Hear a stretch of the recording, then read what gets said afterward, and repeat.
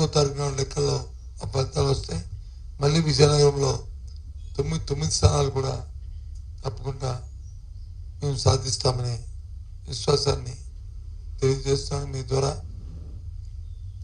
పాల్గొన్న మా కార్యకర్తలకి, మా పార్టీ పెద్దలకి అందరికీ కూడా మీ ద్వారా నేను వాళ్ళందరికీ అభినందనల్ని, కృతజ్ఞతల్ని తెలియజేస్తున్నాను.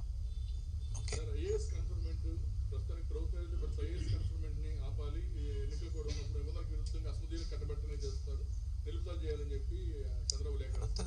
చంద్రబాబు నాయుడు ఎన్నికల ప్రక్రియ స్టార్ట్ అయిన దగ్గర నుంచి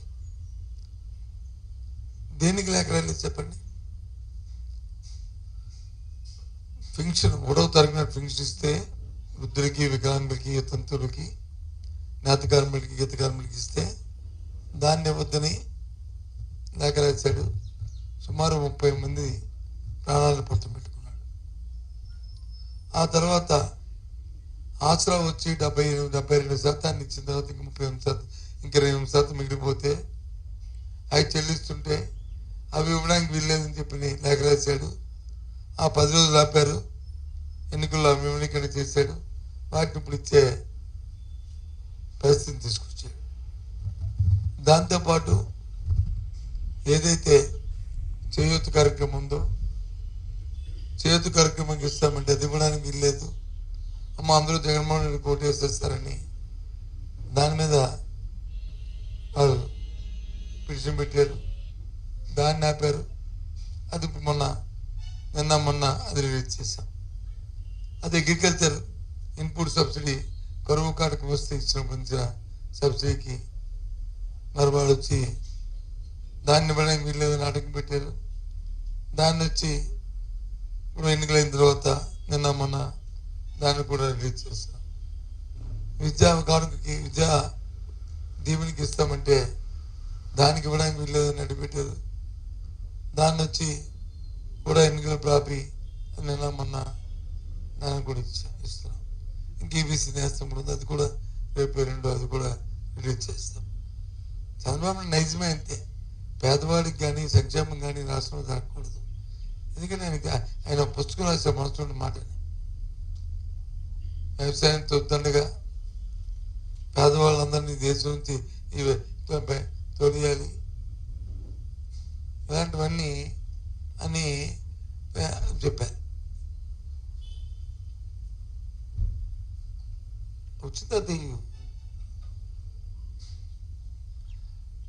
చెప్పారు. ఆ నేపథ్యంలోనే ఈ కార్యక్రమం కూడా, ఎందుకంటే అతను పేదవాడు కానీ మధ్యతరగతి వాడు కానీ ఎవరు కూడా సుఖంగా ఉండవాలి. ఆయనకి అందరికీ ధనవంతులు, బలవంతులు, బాగా బలిసున్న వాళ్ళు, అవినీతికి అందులోకిన వాళ్ళే ఆయనకు కావాలి. కాబట్టి ఈ కార్యక్రమం ఆయన ఇప్పుడు చూడండి, ఈ కార్యక్రమం. సో అందుకే ఇవన్నీ కూడా దొరుకుతున్న నేపథ్యం.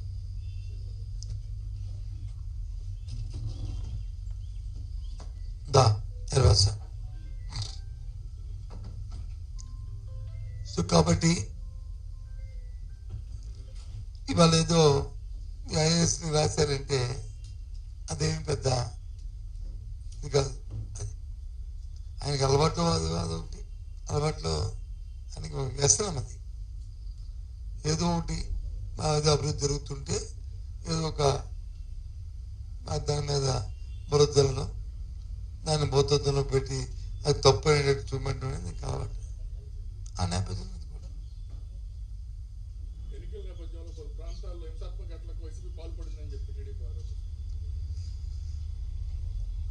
హింసాత్మక ఘటనలు టీడీపీ ఆరోపించిన పక్క పెట్టండి. టీడీపీ ఆరోపించకపోతే వాళ్ళు మమ్మల్ని పొగుడతారా? మమ్మల్ని పొగుడతారా చెప్పండి. నిన్న వైజాగ్లో ఒక సంఘటన జరిగింది, బర్మాపాలలో. అది రాజకీయాలకి ఏమైనా సంబంధం ఉందా? మీరు వెళ్ళండి ప్రత్యక్షంగా. మీరు రేపు 3 కెమెరాలు 4 కెమెరా పట్టుకుని వెళ్ళి అడగండి వాళ్ళందరినీ, చెప్తారు. అది గురజాల్లో ఏదో ఇన్సిడెంట్ జరిగింది అంటున్నారు, టీవీలో చూపెట్టారు, ఏదో వాట్సాప్లో అది తీసుకొచ్చారు. తొమ్మిది ప్రాంతాల్లో ఈవీఎంలు వచ్చి ఆ ప్రాంతాలు, మరి మిగతా 8 ప్రాంతాలు ఎవరు చేసినవి? అసలు అక్కడ ఆ సంఘటన జరిగిన పూర్వపరాలు ఏంటి? మరి దాని మీద ఎందుకు మరి ఆ టీడీపీ మాట్లాడట్లేదు?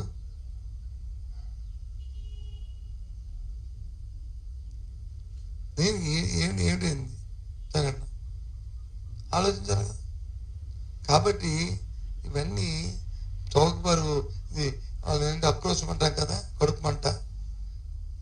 ఎలాగ ఓడిపోతున్నాం కాబట్టి ఏదో బుర్ర తెల్లేస్తే అమ్మో ఈ దౌర్జన్యం చేశారు, అది ఏదో చేశారు, అందుకే ఇది వచ్చి ఎన్నికలు చేస్తారు, లేకపోతే మేము పొడి చేసేవాళ్ళం అని చెప్పుకోవడానికి ఇవన్నీ కూడా దానికోసం చేస్తున్న కార్యక్రమాలు.